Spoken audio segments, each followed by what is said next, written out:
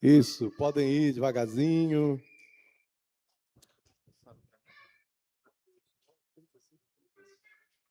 Abra sua Bíblia no Evangelho de Mateus, no capítulo 9, versículo 35 e versículo de número 38.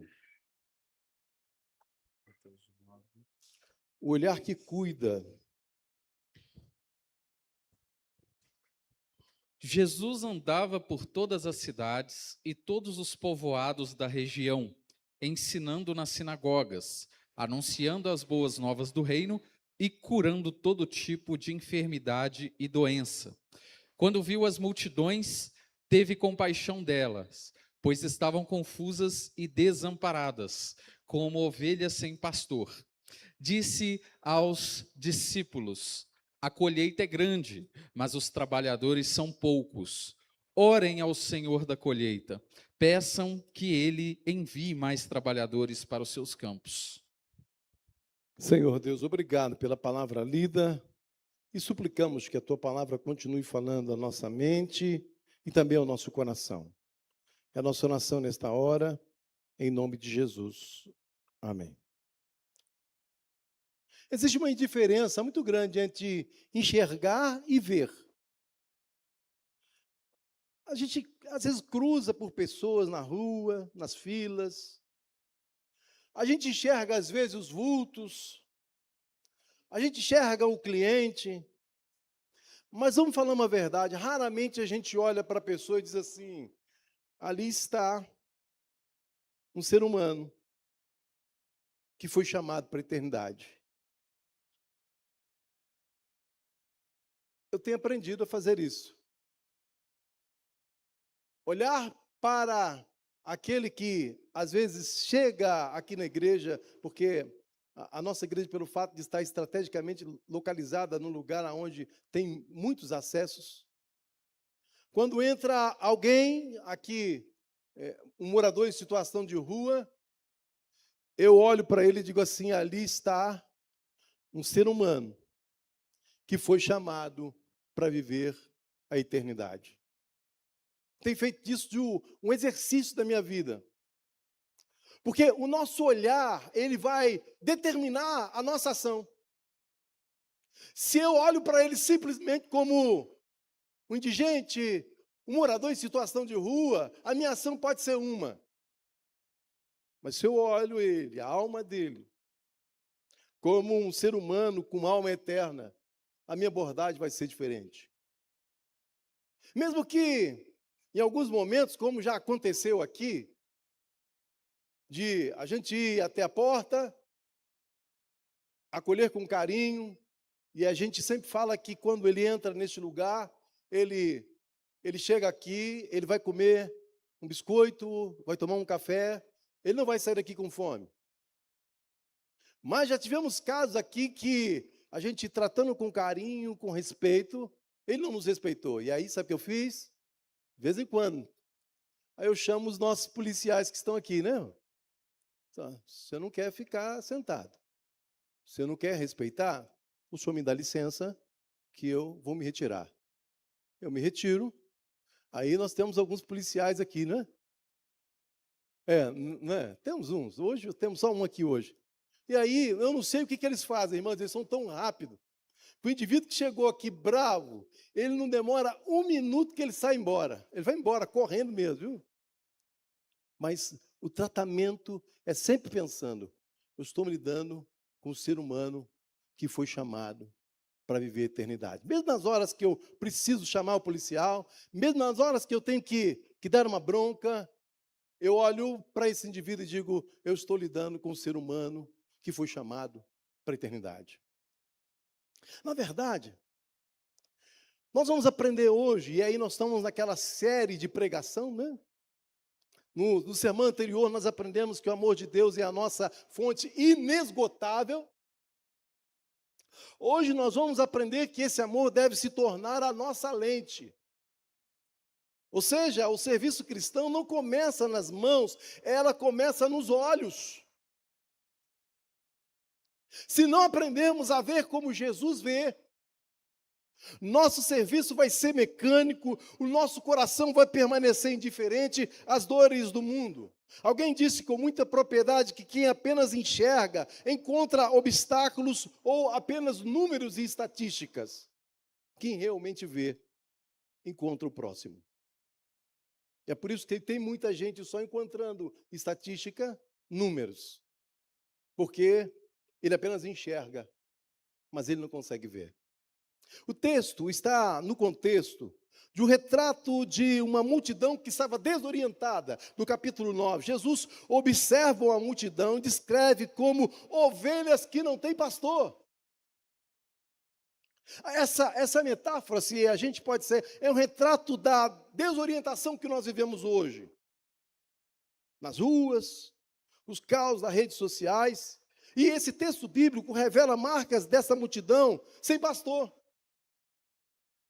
Essa multidão estava em vulnerabilidade, sem um guia espiritual. As pessoas ficavam expostas aos lobos das ideologias destrutivas e caminhos perigosos, agindo por medo e por impulso. Havia um cansaço emocional. A imagem foca na exaustão. Pessoas que tentam encontrar propósito em questões passageiras, mas estão apenas andando em círculos, cansadas e dispersas. É isso mesmo, essas três marcas identificam muito com o que nós estamos vivendo hoje. O Brasil é o país com maior prevalência de ansiedade no mundo. Cerca de 9,3% da população.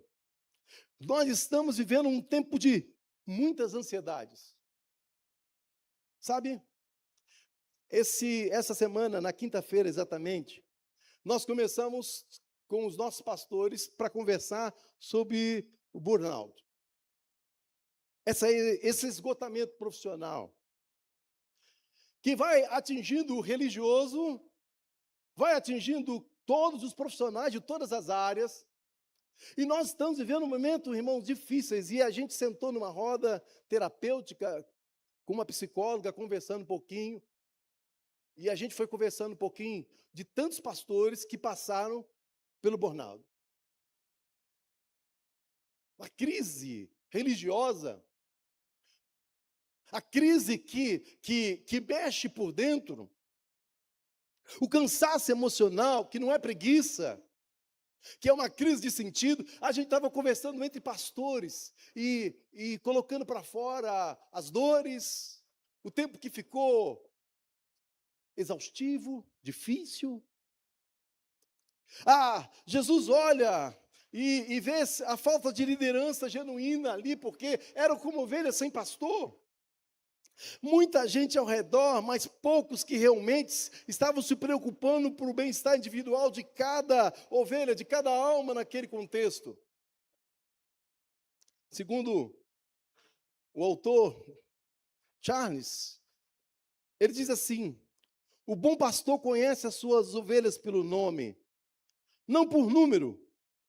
O mundo conta cabeças, Cristo conta corações. John Wesley, ele diz que não importa com o que os homens pensem de mim, contanto que eu possa ganhar uma alma para Cristo. Uma alma focando então na individualidade e não na aprovação da multidão. Jesus vê a multidão porque eles eram como pastor que não tinha. Como ovelhas sem pastor.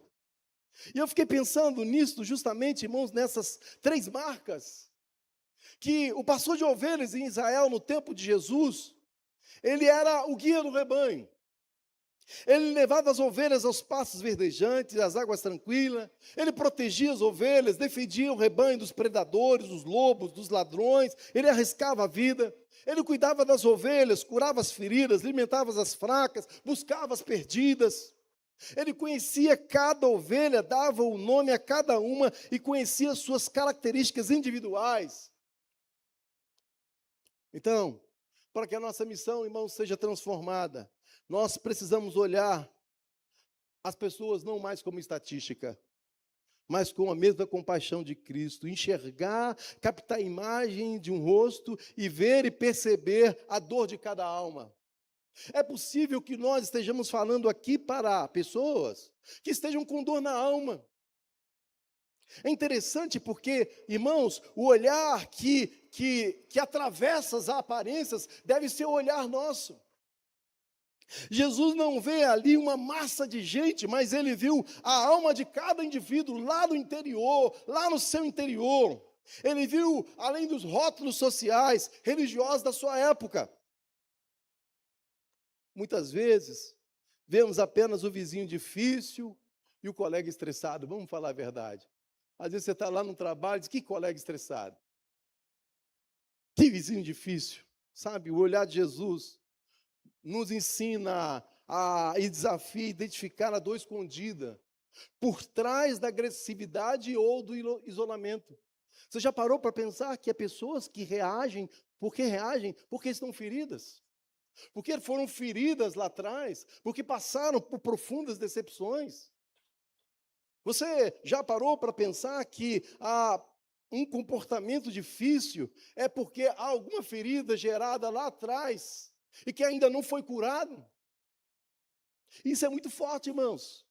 Porque às vezes a gente está se relacionando com pessoas difíceis, não é porque simplesmente ela é difícil, mas é porque ela ainda não foi curada, ela não foi tratada. E ela traz para os relacionamentos as suas feridas, as suas dores.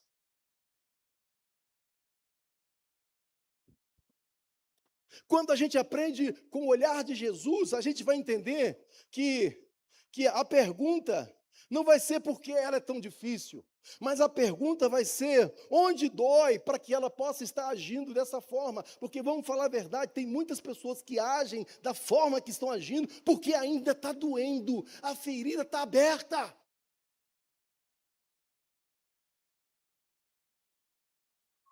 Aí eu fico a pensar, irmãos, que quando a gente identifica ou percebe que por trás de uma reação a uma dor, fica muito mais fácil da gente orar a Deus e pedir a Deus cura. E pedir a Deus direção, e pedir a Deus que nos use para ser instrumento de cura. Quantos lares estão assim, irmãos? O cônjuge ali, junto, fazendo tudo para a coisa caminhar. Você já viu aquela mulher que está dentro de casa e ela anda devagarzinho, com um sapatinho bem tranquilo, para o marido não ter as reações que ele tem? Tem o inverso também é verdade. Um indivíduo que fica blindando a mulher o tempo todo. Aí quando você vai voltar lá na história, ela está cheia de feridas, cheia de marcas profundas da sua alma. E ela simplesmente reage porque ainda não foi curada. Ou ele reage porque ainda não foi curado. Ele precisa ser tratado. E aí, o olhar de Jesus nos ensina a não olhar para a multidão, simplesmente como estatística. E Jesus olha e nos ensina, porque ele olha para aquela multidão como ovelhas que não têm pastor, pessoas feridas. E eu me lembrei, sabe, da questão de Eli e a Ana. Lembra de Eli e Ana?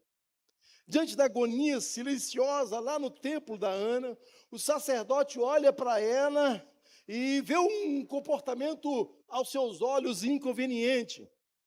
E ele diz assim, essa mulher está embriagada. Ele vai e foca no sintoma externo, ao invés de perceber, de ouvir o que de fato aquela mulher estava falando.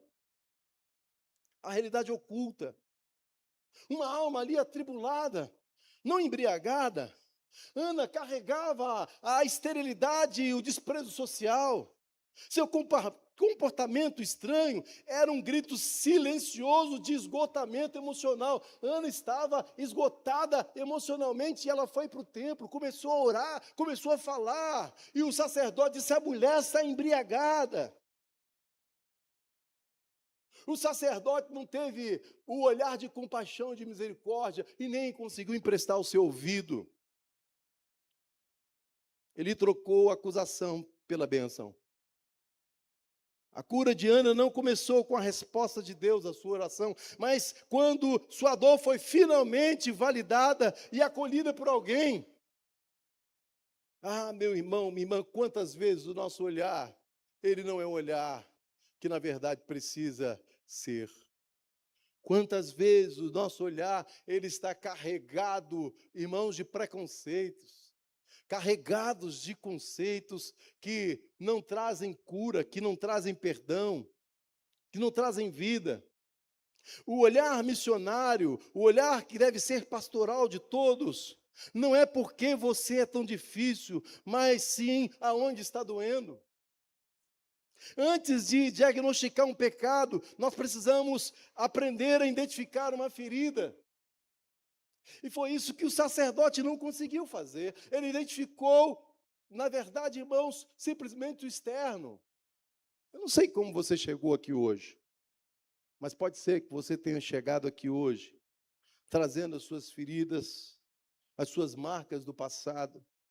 E Deus te trouxe a este lugar, não para que você saia daqui com o peso daquilo que aconteceu lá atrás, mas que você possa identificar que existe uma ferida dentro do seu interior, e que Deus te trouxe nessa noite, para que, da mesma forma que Jesus olhou para aquela multidão e tomou uma ação, para que nessa noite Deus também, Cristo Jesus, haja de tal forma na sua vida e no seu caminhar, produzindo em você a cura que você precisa. Existe uma palavra chamada compaixão, então, que no grego, ele refere-se a algo sentido nas entranhas. A ideia de compaixão aqui não é um sentimento de pena, apenas um sentimento intelectual. A compaixão sentida por Jesus, ela é tão extrema que é uma dor física pelo sofrimento do outro. Então Jesus olha para aquela multidão e sente uma dor física, uma dor interna. E aí, em função desse sentimento, ele se move em favor das ovelhas que ele estava vendo, que estavam com o pastor. Compaixão não é um sentimento de pena, mas um amor que se move para tirar a dor do outro. Então a ideia é assim: Jesus viu, olhou para o interior e viu aquela dor, e ele age então, sabe para quê? Para tirar a dor. Esse é o sentimento de compaixão. Que bom saber que Jesus está aqui conosco, sabe, irmãos? Porque ele se move para tirar a sua dor, seja qual for ela. Ele se move para que isso ocorra na sua vida. A gente tem uma mania na igreja, quando a gente percebe que alguém está precisando, né?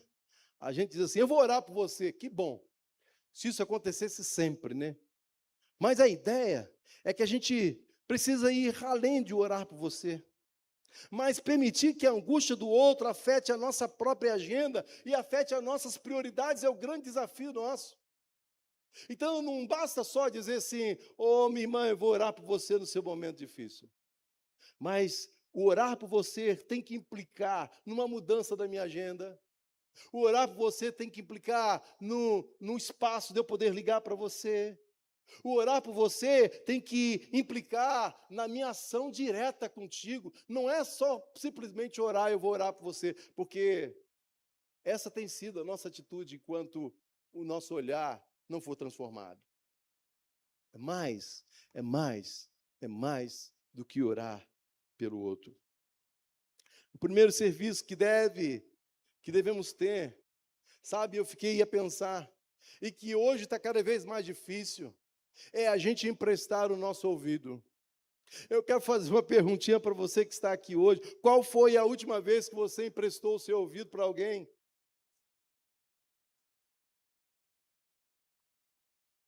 Qual foi a última vez que você disse assim: fala que eu estou te ouvindo? E não só te ouvindo, fala porque eu estou te dando de fato atenção. Assim como o amor de Deus começa com uma escuta da sua palavra, assim também o amor ao próximo começa com a aprendizagem de ouvi-lo.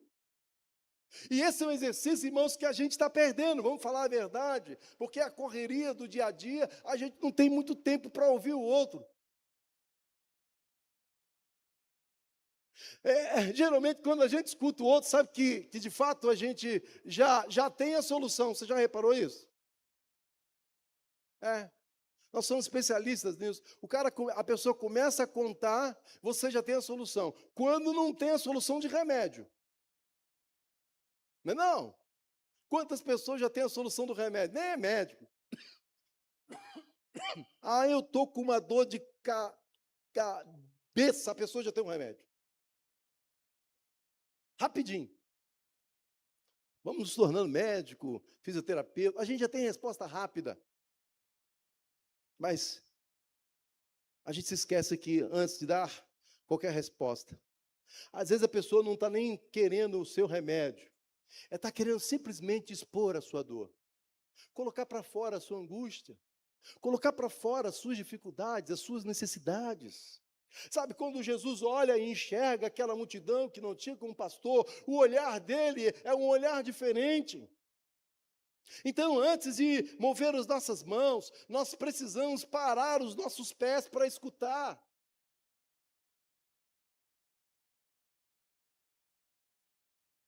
Vamos falar a verdade. Quando a gente fala de filhos, né? Mamãe, papai, nós parece que já temos a receita certa para os nossos filhos. Deixa eu falar uma verdade para mim. Nem sempre nós temos a receita certa. Nem sempre nós temos a receita certa. Mas eu vou dizer para você uma verdade. Quando você empresta o seu ouvido para o seu filho, faz uma grande diferença na vida dele. Então eu diria para você que está aqui hoje, para nós que estamos aqui, pegando Jesus como um exemplo de um olhar, vamos sair daqui, irmãos, emprestando os nossos ouvidos, olhando de forma diferente. Gálatas capítulo 6, 2 diz assim: leve os fardos uns dos outros e assim cumpram a lei de Cristo. Ouvir é a primeira forma de começar a carregar o fardo de alguém. Jesus viu que não tinha pastores, mas isso não quer dizer que não havia líderes religiosos lá. Porque o texto diz que ele viu, se compadeceu, porque eles eram como ovelhas que não tinham pastor, mas tinha líder religioso lá.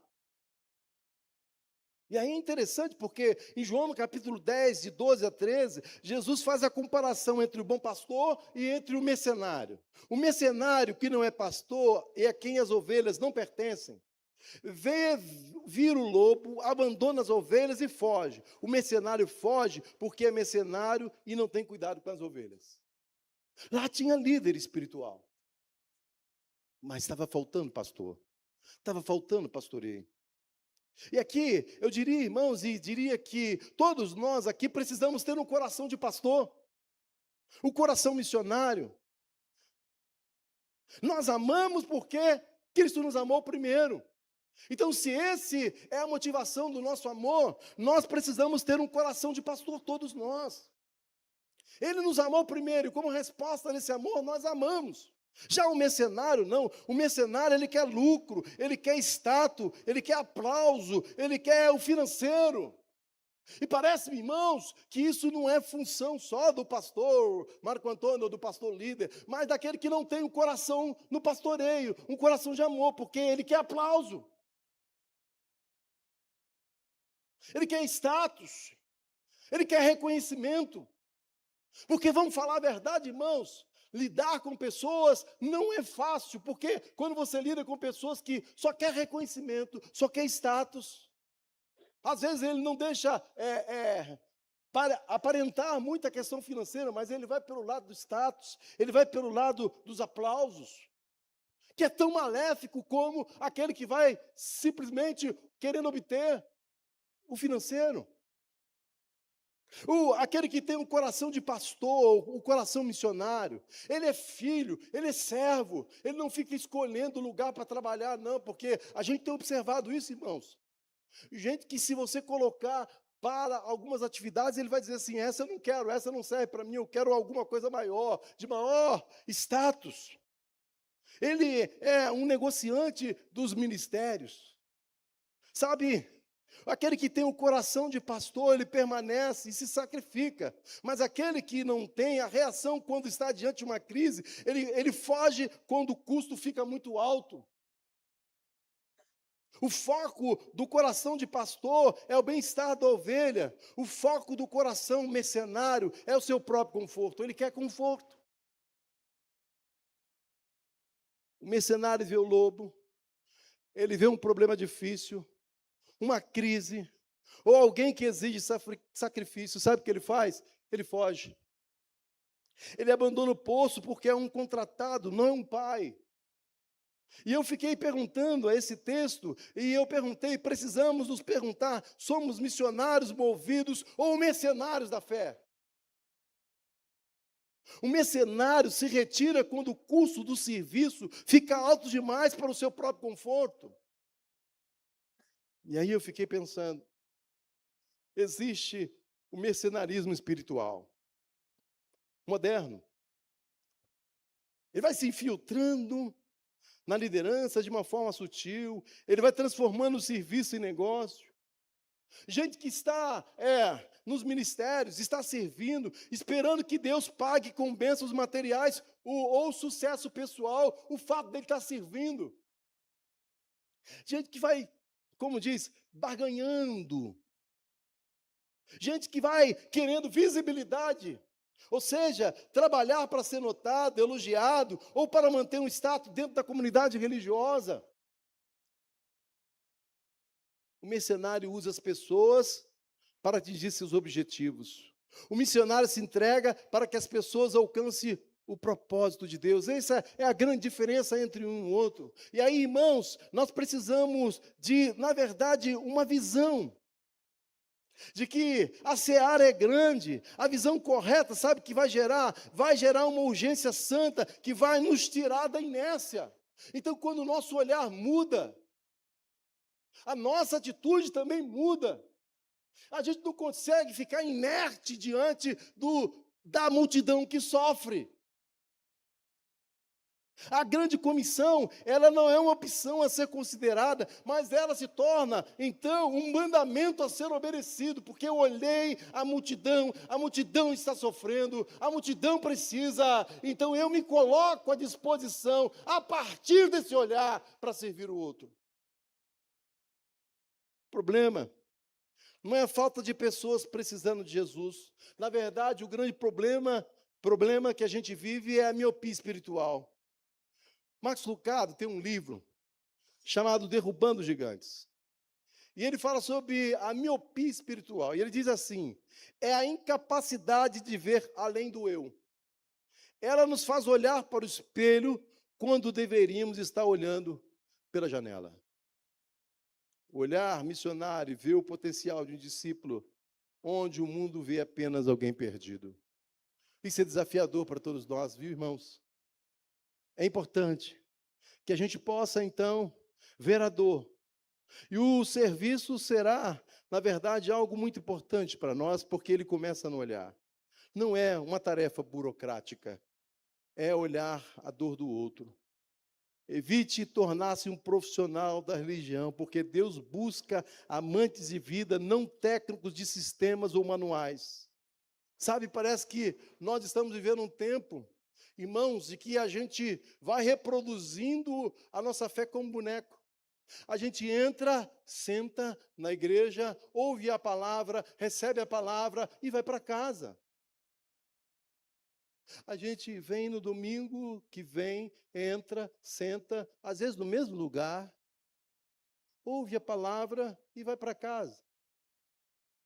Essa palavra, irmãos, a gente não tem nenhum problema de você continuar na sua rotina de vida no domingo, mas essa palavra tem que mudar e transformar a sua vida, a minha vida. Todos os domingos que a gente coloca o pé nessa igreja, Deus espera que a gente responda a sua palavra. O meu olhar, a partir de hoje, precisa ser diferente. Para quem está aqui com crises lá de 20 anos, 30 anos, 10 anos, com a alma ferida, hoje você aprendeu que você não pode se deixar conduzir por isso. E você que olha, então, o outro que está com a alma ferida, a sua ação em relação à alma ferida do outro também vai ser diferente. Você vai entender que essa pessoa que, porventura, está reagindo como ela está reagindo, que é difícil como ela é difícil, porque alguma coisa aconteceu lá atrás e que você precisa ajudar ela a superar as suas dores, que você precisa ajudar ela a encontrar o caminho da vida, e você precisa ajudá-la a descobrir que em Jesus nós encontramos o pastoreio que nós precisamos. Não dá para entrar no domingo, sair no outro domingo e nos mover indiferentemente, nos mover com indiferença. Porque quando a gente olha para Jesus, irmãos, ele não só ora, intercede, mas diz que ele parte para a prática, porque ele passou a ensinar aquelas pessoas que estavam ali, ele passou a agir em função do olhar.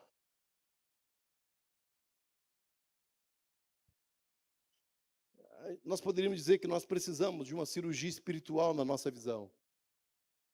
Senhor, me ajuda a olhar para o outro, para a outra, com olhar de misericórdia. Que sejamos conhecidos não pelo que construímos, mas pelo quanto nos importamos com o outro. E vamos falar a verdade, será que a gente se importa mesmo com o outro? Porque a prova de que nós nos importamos com o outro é a nossa atitude do dia a dia, não é o nosso discurso. Às vezes é difícil até dar um parabéns para o irmão, vamos falar a verdade. Eu olho lá para os nossos grupos, talvez o grupo mais movimentado aqui dessa igreja seja de louvor, né? Até demais, né? Tem hora, mas eu fico feliz com o movimento que acontece lá.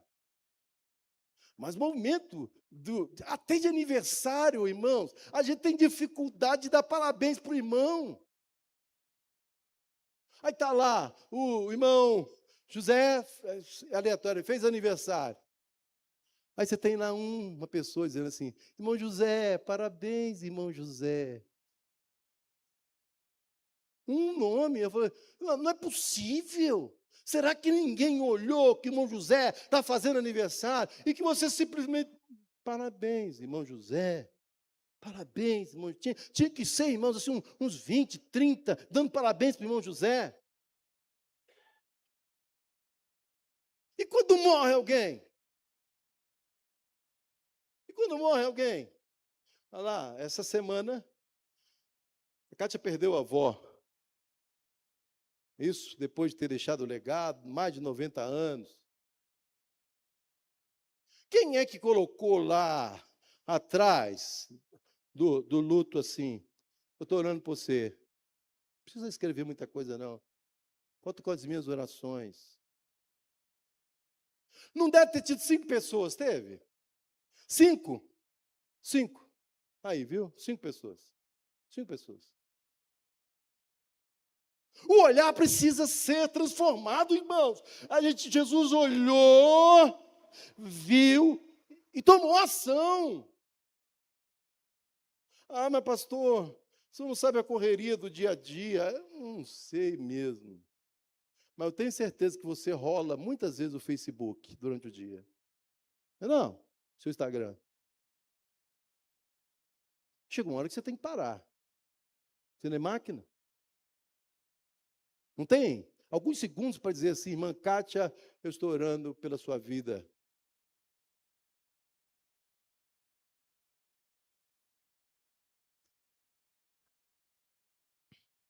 Jesus tinha olhos abertos para a dor da multidão, porque seu coração estava rendido ao Pai. E aí então, irmãos, ele olhava a multidão, porque o coração dele estava ligado lá, e é isso, se Deus nos ama incondicionalmente, nós temos um desafio de amar aqueles quais Deus coloca diante de nós. Ah, pastor, o senhor está bravo? Claro que não. Estou bravo, não. Mas eu estou falando uma verdade. Que o nosso olhar precisa ser transformador. Precisa transformar. Há de se ter arrependimento pela cegueira da indiferença. E por vezes em que olhamos para as pessoas como fados e não como ovelhas. Então, quando você estiver na rua, olhando lá aquele morador em situação de rua, olha para ele com um olhar de compaixão, mesmo que você não deu dinheiro. Mesmo que você não deu dinheiro. Porque a orientação tem sido não dê dinheiro na rua. Mas o olhar, eles têm que ser um olhar transformador. Eu não vou dar o dinheiro porque é interessante, irmãos. eu vou orar por ele, eu vou orar pela alma dele, eu vou pedir a Deus que transforme ele, porque ele é como ovelha que não tem pastor. De vez em quando, eu sento para conversar com um, de vez em quando, ouvir a história e propor ida lá para a Missão Vida, né? É o nosso espaço de amizade. Mas isso eu estou falando do morador em situação de rua lá, bem difícil. Mas eu quero trazer essa realidade para dentro da casa da gente. Porque dentro da casa da gente, irmãos, o nosso olhar também precisa ser transformado. Dentro da casa da gente, a gente precisa olhar aquele que está perto de nós com um olhar de compaixão, com um olhar de misericórdia.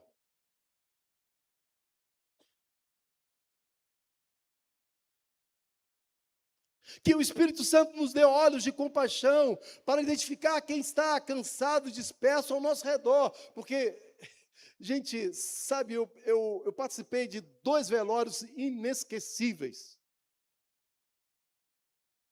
Eu participei do velório de uma irmã da nossa igreja lá em Vila Velha.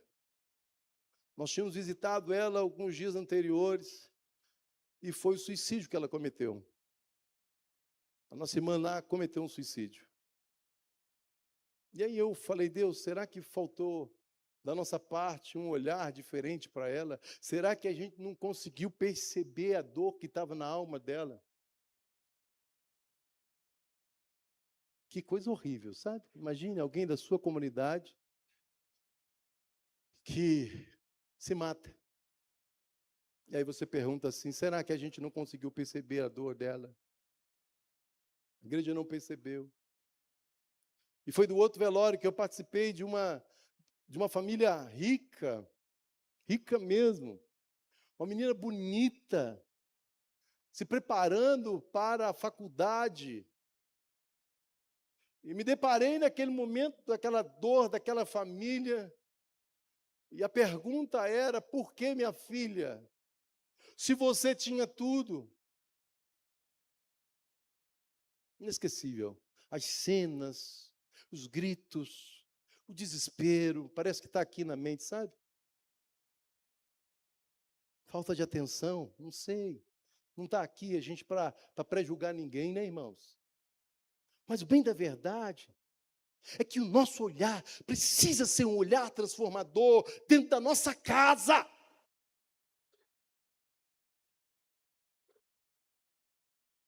A correria, a rotina, o vai para a direita, vai para a esquerda, e às vezes a gente não tem tempo para parar para ouvir o outro.